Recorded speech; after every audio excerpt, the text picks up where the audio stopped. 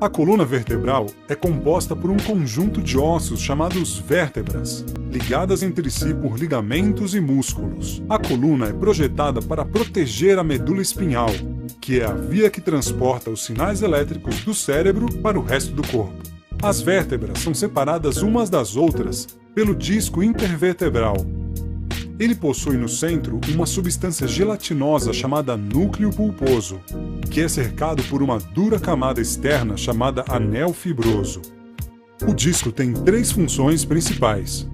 Atua como amortecedor para evitar fraturas por compressão nas vértebras, promove mobilidade para a coluna permitindo flexão e torção, e separam as vértebras, permitindo que as raízes nervosas se ramifiquem da medula espinhal e viajem para o resto do corpo. Vamos dar uma olhada em um disco intervertebral saudável, desta vez com vista de cima. A parte rosa representa o núcleo. Este é o centro gelatinoso do disco, responsável pela altura de um disco saudável.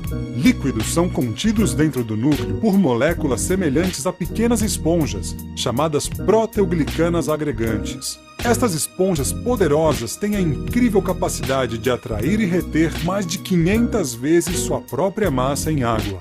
O núcleo é rodeado pelo anel fibroso. Como diz o próprio termo fibroso, o anel é um material fibroso resistente, feito principalmente de colágeno tipo 1. Sua principal tarefa é manter o núcleo contido no centro do disco. Em um disco saudável, o anel é muito flexível. Observe que o anel tem suprimento nervoso, mostrado pelos pontos amarelos ao longo da parede exterior. As raízes nervosas da coluna, vistas aqui em amarelo, são extensões do cérebro e da medula espinhal. As articulações vertebrais facetárias estão localizadas logo atrás das raízes nervosas da coluna.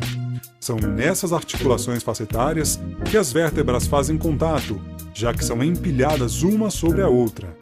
O disco depende de fluidos e nutrientes, que vêm das vértebras acima e abaixo dele, bem como da camada externa do anel, para se manter saudável e hidratado. Cargas excessivas sobre os discos resultam em um aumento da pressão, que reduz a transferência desses fluidos e nutrientes vitais. O uso e o desgaste contínuos resultam na desidratação e degeneração do disco. Excesso de peso, má postura, levantamento de peso ou movimentos repetitivos podem acelerar esse processo. A característica mais comum da degeneração do disco é a perda de líquido no núcleo do disco.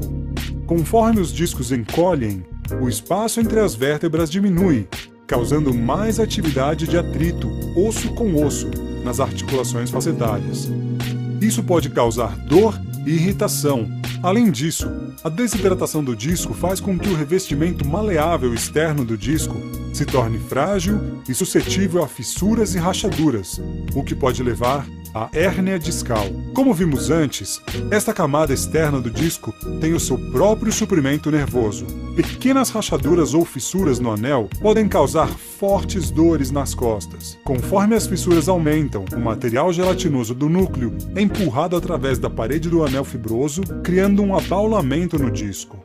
À medida que esta condição progride, o abaulamento aplica uma pressão física na raiz nervosa. Um nervo comprimido pode provocar dores nas costas e dor ciática, que é uma dor que se irradia para as nádegas ou para uma ou ambas as pernas. Na fisioterapia, usando técnicas de descompressão e tração, a pressão prejudicial exercida no disco é reduzida drasticamente, o que pode ajudar a recuar o material gelatinoso herniado ou abaulado no núcleo de volta ao centro do disco, aliviando a pressão sobre os nervos. Além disso, a diminuição da pressão ajuda o disco a atrair fluidos e nutrientes necessários para uma boa hidratação e recuperar a sua altura. Seguindo regularmente o programa de reabilitação, pacientes percebem um efeito cumulativo positivo que reduz significativamente a dor nas costas ou na cervical, e tudo isso sem o uso de medicamentos ou cirurgia.